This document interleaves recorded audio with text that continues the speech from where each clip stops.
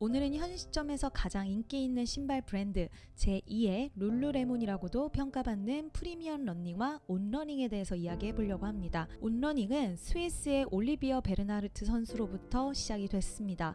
이 올리비어 베르나르트는 트라이애슬론, 그러니까 수영, 사이클, 달리기로 이루어진 소위 철인 3종 경기의 선수였습니다. 이 선수 시절에 3개의 세계 선수권 대회, 그리고 1개의 유럽 선수권 대회, 15개의 스위스 선수권 대회 타이틀을 따낸 전설적인 인물이었습니다. 처음부터 이 사람도 이 운동화 사업을 할 생각은 없었는데요. 사업으로 새로운 운동화를 만들어 보겠다는 생각보다는 새로운 경험과 느낌을 만들고 싶다고 생각을 했습니다. 그래서 당시에 나이키의 후원을 받았던 베르나르트는 새로운 제품의 아이디어를 가지고 나이키를 갔지만 거절을 당하게 됐습니다. 사실 초기 단계 제품은 정원 호수 조각을 신발 밑창에 붙이는 굉장히 기괴한 형태였는데요. 기능성에 집중을 더했기 때문에 아무래도 모양은 좀 안 이뻤던 것 같습니다. 나이키의 거절이 어쩌면 당연했을지도 모르겠네요. 자, 그래서 본인이 직접 사업을 해야겠다라고 생각해서 친구들을 찾아가게 됩니다. 그래서 친구들에게 우리 이거에 좀 투자를 하자. 그 친구는 카스파 코페티, 데이비드 알레만이었는데 처음에는 이 친구들도 모양 때문인지 제품을 보고 제품 별로다라고 생각을 했는데 신어보고 나서는 마음이 바뀌었다고 합니다. 마치 스키를 타는 것 같다라는 이 독특한 느낌의 착용감을 느끼고 마음을 돌리게 됐다고 하는데요. 이렇게 3명의 친구가 2010년에 스위스 치리히에서 온 홀딩스라는 회사를 설립을 하게 됩니다. 글로벌 스포츠웨어 시장에서 중요한 역할을 담당할 정도로 이 온 홀딩스는 급성장을 했는데요. 온은 편안한 착용감과 러닝에 특화된 쿠션 구조, 기능성을 강조하고 프리미엄 가격대의 고사양 제품을 주로 취급하는 푸대어 사업자로 현재 평가를 받고 있는데요. 이 온러닝이 이렇게 커질 수 있었던, 본격적으로 인지도를 얻게 된 것은 테니스의 전설이자 스위스의 운동선수인 로저 페러더와의 만남이 컸습니다. 이 페러더는 온 홀딩스의 기술력에 완전 매료되어서 먼저 전화를 해서 저녁 식사를 제안을 했고요. 온러닝의 제품의 팬이라면서 투자를 하겠다고 이야기를 합니다. 온 홀딩스에 돈을 투자하고 테니스화를 함께 개발을 했습니다. 정말 사랑을 많이 받는 그런 제품으로 더욱더 거듭나게 되었고, 가장 차별성 보이고 있는 것은 바로 클라우드 테크 쿠션형 기술로 알려져 있습니다. 해당 기술은 쿠션감 있는 착지와 강력한 추진력을 제공을 해서 구름 위에서 달리는 느낌을 줍니다. 이 기술은 회사의 성공과 인기에 중요한 역할을 했고요.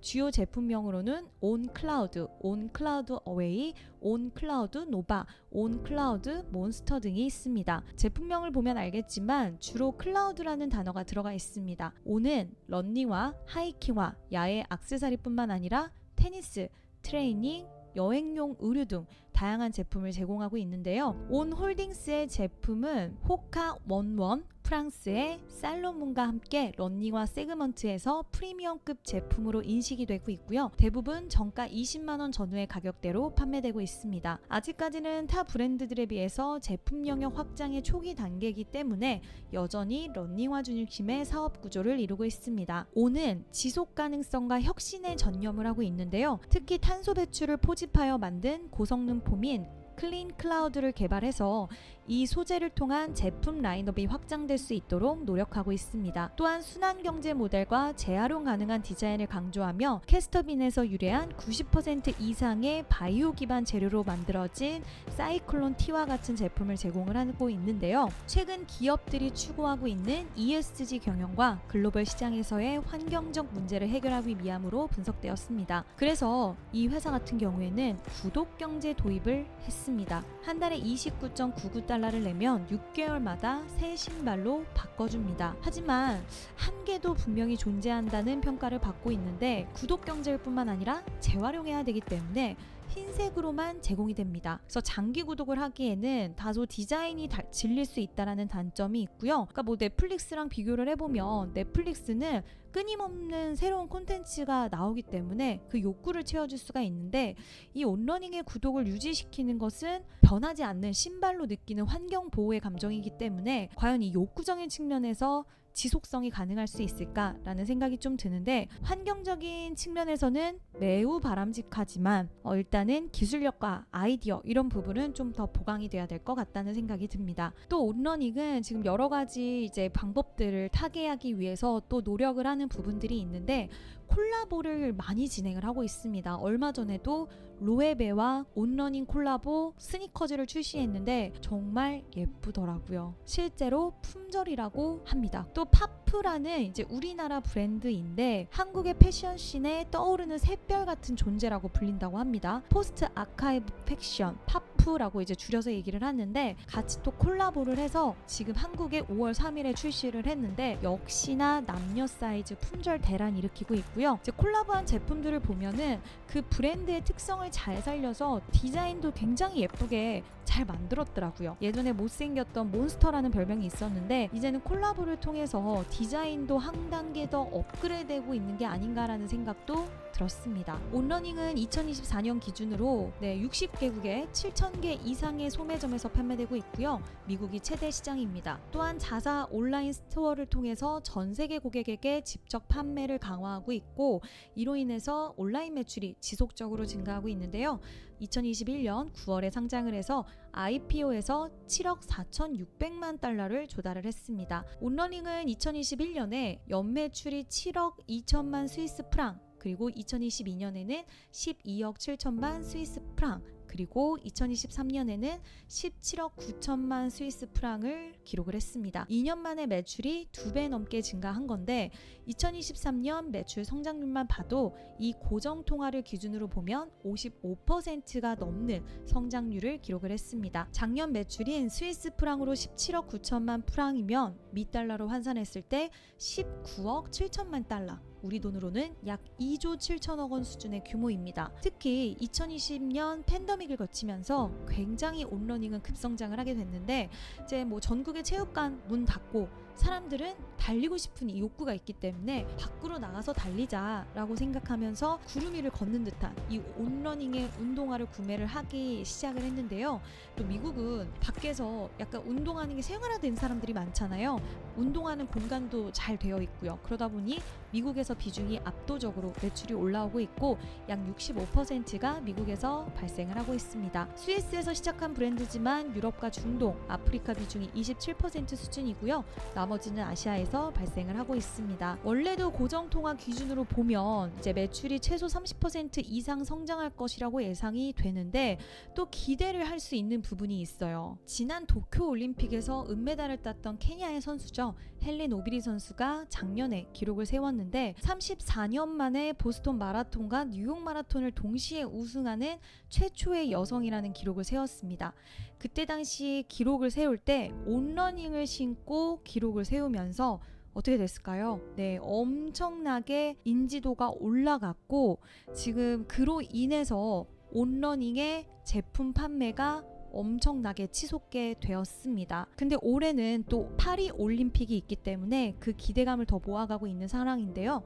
온러닝을 신은 선수들이 메달 획득도 하고 또 새로운 고객 확보에 기여를 할 수 있지 않을까라는 기대감입니다. 엘리트 선수들의 마케팅으로 온러닝은 그동안 큰 도움을 받아왔는데 파리 올림픽에서 어떠한 결과를 가지고 올지도 기대감이 상당한 상황입니다. 온홀딩스는 창업한 지 11년 만에 2021년 뉴욕 증권거래소에 상장을 했다고 말씀을 드렸는데요. 현재도 상당히 공격적인 목표 가지고 있습니다. IPO 상장 이후에 2년 만에 매출이 2배로 증가를 했고, 이제는 2026년까지 또 한 번 매출을 2배로 늘려서 성장을 하겠다는 의지를 드러내고 있는데요. 2026년 매출 목표는 40억 달러에 육박을 합니다. 다만 일각에서는 이 온홀딩스의 수익성에 대해서 의문을 제기하고 있는데요. 매출 증가와 주가도 상승 랠리를 이어가기 위해서는 수익성이 개선될 필요가 있고, 또 지나치게 증가하고 있는 매출 원가도 개선해야 된다는 지적이 있습니다. 전 개인적으로 온러닝 차트를 보더라도 최근에 52주 신고가를 경신을 했는데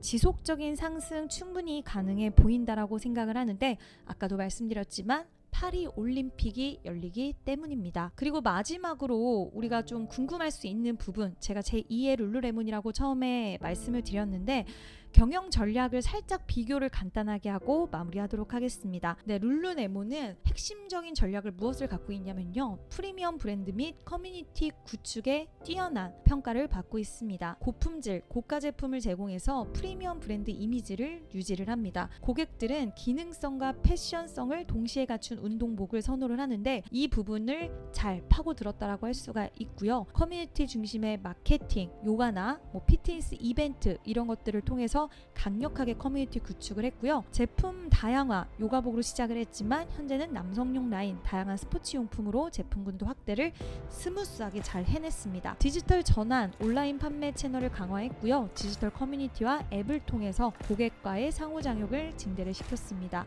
또 친환경 소재 사용과 지속 가능한 공급망 구축을 통해서 환경 보호를 강조하고 있고요. 또 두 번째로 비교할 수 있는 회사죠. 스케쳐스도 접근성 높은 가격, 좀 완전히 반대되는 이미지입니다.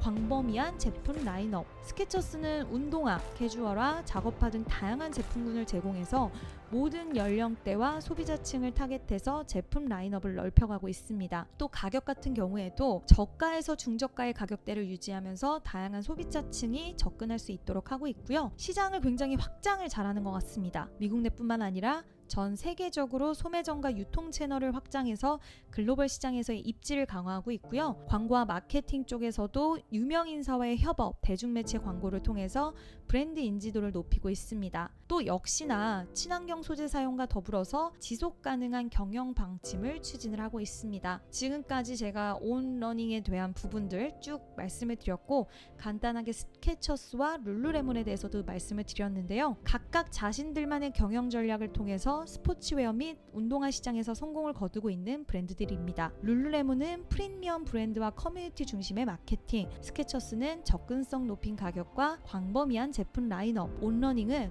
혁신적 기술과 프리미엄 고객 경험을 통해서 경쟁력을 유지를 하고 있는데 결국 각 기업의 차별화된 전략이 그들의 시장의 위치를 강화하는데 기여하고 있다고 생각을 해야 됩니다. 이제 여기서 더욱더 수익성을 키워나갈 기업 그리고 시장에 대한 확장성을 가져갈 수 있는 기업은 시장에서의 평가가 있겠지만 저는 개인적으로 이 온러닝 같은 경우에도 상당히 기대되는 부분이 많다라고 생각이 되고요. 나이키, 아디다스와는 또 다른 매력으로 세계 시장을 사로잡고 있는 이 온러닝 여러분들 관심 있게 보셨으면 좋겠습니다. 또 투자 관점에서 봤을 때 온홀딩스 굉장히 성장률에 대해서도 매력이 있지만 주가 추이도 지금 매력 있는 구간에 진입해 있기 때문에 역시나 투자적인 측면에서도 관심 있게 보시면 좋을 것 같습니다. 감사합니다.